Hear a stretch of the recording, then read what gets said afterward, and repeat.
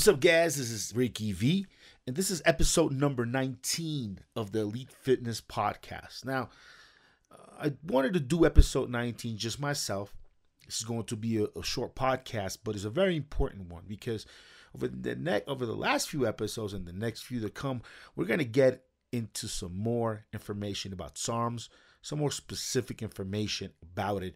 And I just want to create this podcast, this content today, to just kind of give you a baseline of knowledge about SARMs and what they are and how they're different from steroids, peptides, growth hormone, all of this other stuff. So I think it's a really important podcast for you guys to listen to and learn. So here we go. Basically, what are the differences between SARMs and steroids? How did SARMs come around? How did steroids come around? So let's start structurally. Okay? Structurally, steroids, everything from Anabar, Dianabol, Winstrol, Deca, all the stuff you've known that's been around since the 1950s, 1960s. Most of these compounds were all created. These are all very similar structures. If you look at them on paper, these structures are very, very close to each other. And the only way they're different is in how some of the molecules are placed and where. But for the most part, these structures are very, very, very much the same. And they all attach to the androgen receptor. Some of these structures can be affected by the aromatase enzyme, which will turn the structure around, move some molecules around, and turn that testosterone now into an estrogen. It's into a female hormone, from male to female hormones. And these steroids, they're very primitive. They're very just changes made to the original structure of testosterone. Now, when you look at SARMs on paper, SARMs, the structures are all very different. They look nothing like steroids. Many of them don't even look anything like each other. SARMs are not just modifications of our own testosterone. SARMs are completely new structures. Now, why are bodybuilders taking SARMs and obviously why they take steroids? Well, we want to give our body more of a signal, at the androgen receptor. We want to activate the androgen receptor in the muscle cells. When the androgen receptor in the muscle cells is activated, it tells the nucleus of the cell to actually grow, repair, get bigger, get stronger. I guess you could say that in a way, higher testosterone levels in your body basically let your cells know that we are in the prime of our life and that we're very healthy. Your body won't produce good high levels of testosterone unless your body's really healthy. And if you're a younger man, unless you're genetically gifted and you have great high testosterone levels until you're older, it's really a way that your body lets because that's the way your body works. It sends chemical signals to all the cells from a lot of the glands and stuff like that. This is how we know. This is how your body reacts to everything. So higher testosterone levels, just your body knows that there is health. There's ample food around because your testosterone levels would drop if you were starving. Ample food around. We're young enough, and we need to just make these cells and these muscle cells bigger and stronger. Bigger and stronger muscle cells is not really something that's going to really benefit you evolutionarily, I guess you can say. If anything, having bigger muscle cells only means that you have higher caloric requirements. So your body uses this androgen pathway, this testosterone, as a way to keep you really fit, strong, fighting, and horny when you are in that part of your life when you can reproduce. And it also drops when you are either too young, too small to get to that phase yet, or you're too old and maybe reserving energy and maybe not having huge muscles that require a lot of calories to be fat every day, and maybe being a horn dog running after mates when your skeletal structure has weakened and your joints and everything has weakened over age. Maybe it's not the best thing. So maybe when you are young, you don't need that much testosterone. Your parents are taking care of you. You're being protected by the village, and you are just starting to develop and grow. So testosterone levels stay fairly low until you hit puberty. Around then, you're becoming a man.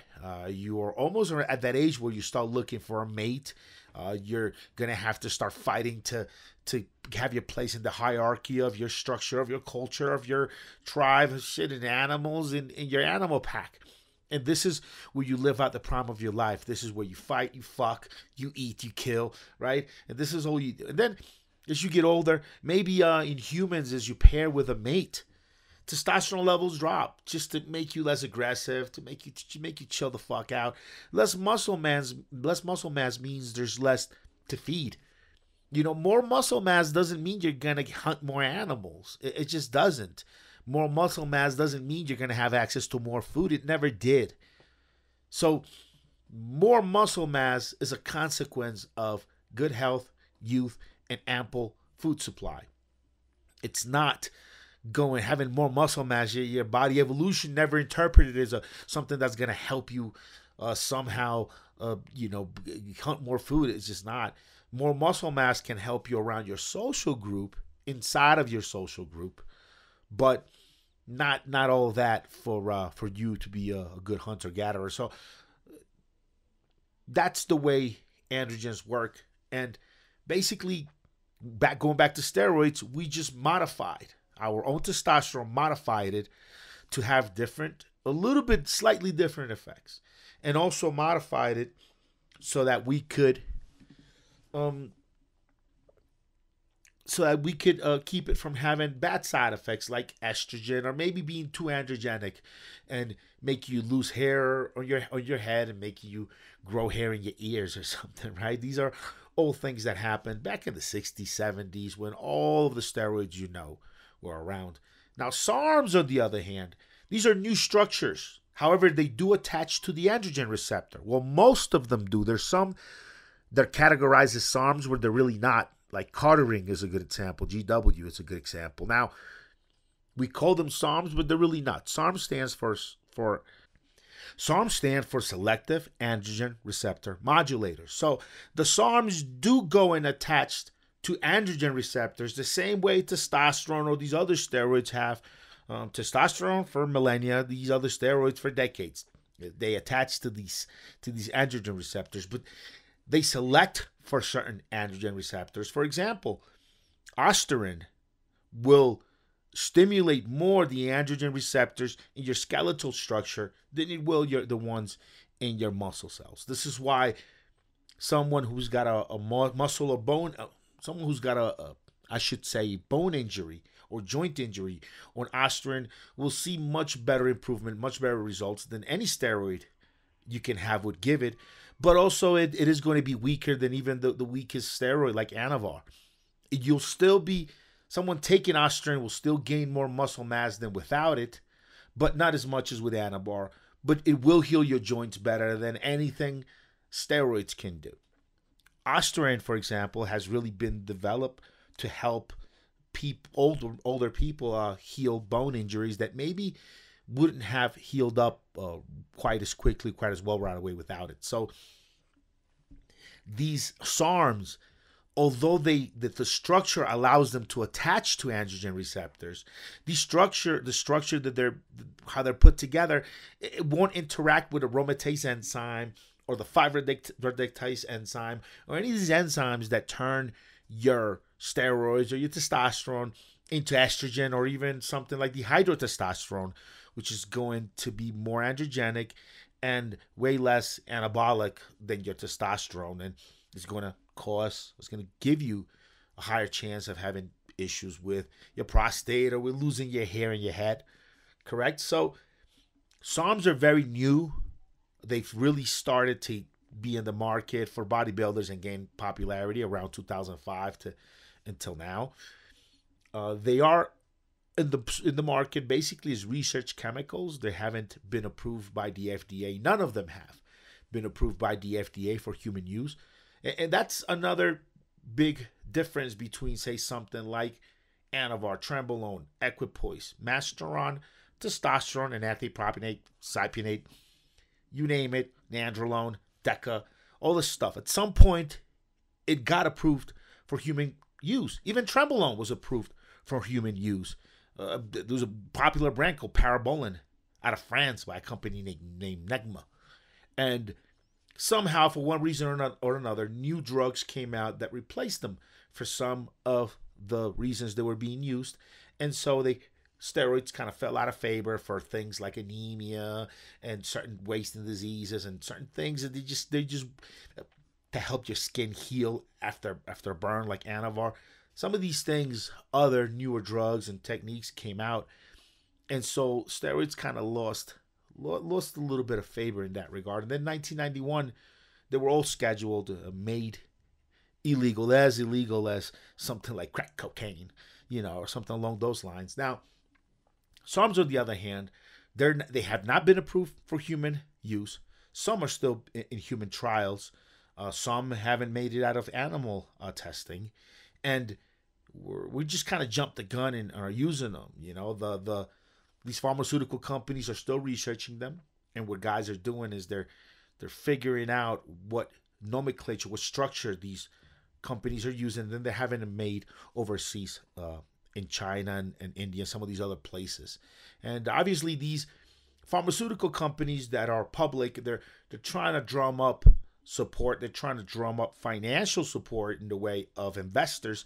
So if they have an Austrian ready on the line, they're going to go and make it very public. They're going to let everyone know what their testing shows and what promise this drug has. And when they do that, and some of these underground chemists, some of these underground scientists see that these pharmaceutical companies are releasing some sort of information about a drug that could benefit a bodybuilder, that could help a bodybuilder grow more muscle, get leaner, or help an athlete perform better, then they're all over it. They're trying to find a way to bring it into the underground world of the performance enhancement drugs. So this is a good breakdown of what the main difference is between regular steroids and your SARMs. Regular steroids been around since the 50s, 60s. When you look at them on paper, unless you know what you're looking at, they all look pretty identical. Matter of fact, if you look at testosterone and estrogen on paper, unless you know what you're looking at as far as where the molecules should be, you won't really, layman, you won't know much of the difference between estrogen or testosterone, dihydrotestosterone and nandrolone. Well, if you look at nandrolone, I should say nandrolone, not DECA, because DECA is nandrolone undecanoate, and on paper you will see that long tail of the undecanoate ester, the canoate ester that nandrolone has, I guess, just a little throw in. But now when you look at the different SARMs on paper, when you look at the difference between Austrian, S4, GW, especially YK11, RAD, you look at all these on paper, look very different. Very different. The structures don't even look similar to the steroid structures, with the exception of one of the SARMs. All of the structures are very different. And yet, SARMs and steroids attach to the androgen receptor. It's just that SARMs are selective for certain androgen receptors, and also the way that they act on the androgen receptor is quite different. And this is just what this whole podcast needed to be about today. It's not a long one, it's a short one. I just wanted everyone to understand the difference between SARMs and steroids. I did mention at the beginning of the show peptides and growth hormone. That's a different pathway, guys. Peptides and growth hormones, different pathway. They don't attach to the androgen receptor. They attach to different receptors in the cells. And peptides I'll give you an example. Growth hormone. Growth hormone is a large, complex protein structure that's all folded up, and it's unique to each individual. I should say each animal. For example, humans make a different growth hormone than horses do. However, humans make pretty much the same testosterone molecule that horses do. So the testosterone of a horse will work on a human. The testosterone of a human will work on a horse. But the growth hormone, meaning the pituitary gland of the human, will not work the same in a horse, and the horses will not work the same on a human. Complexity to complexity and size to size. You could say that if testosterone was a soccer ball in complexity and size, a unit of human growth hormone, not an international unit, just one human growth hormone, would be almost like a car, like a vehicle, as far as size, complexity. You just folded up, complex protein structure that could get messed up pretty easily with too much heat, too much cold. Even just smashing it around and stirring it could hurt that human growth hormone. Testosterone, not so much. You could raise the temperature on it, drop it a bit, and really not have to worry too much about that testosterone being destroyed. It's a very simple structure. And when it comes to SARMs, SARMs are in some cases more complex structures than your regular steroids, but definitely not as complex as human growth hormone or some of these peptides, as far as what the complexity of everything and all the molecules and structures that make up this peptide, this human growth hormone. It's a different story, and they don't attach to androgen receptors. So that's the difference between those that you should know. But the main difference, I just went through it as far as steroids and SARMs. And that's going to be a really good information for you to have going forward, so that in the future podcasts that we'll be doing, we'll be getting some more into SARMs. You'll understand that offhand. You'll know what we're talking about here. And I guess that's it for today, guys. Really nice, quick, short podcast. It's just me on this one. And I will see you guys next week with a better, more in-depth podcast. Hopefully, I'll be able to have a really good guest for you guys next week. I do this by the fly, so I don't know who's going to be on, but we'll work something out. I'll make sure to get somebody on for you guys to listen to. So without further ado, this is Ricky V Rock signing off. Check me out at rickyvrock.com. That's RICKY, V as in victory, ROCK.com. That is my social. You come and check me out and come talk to me. Have a good one, guys.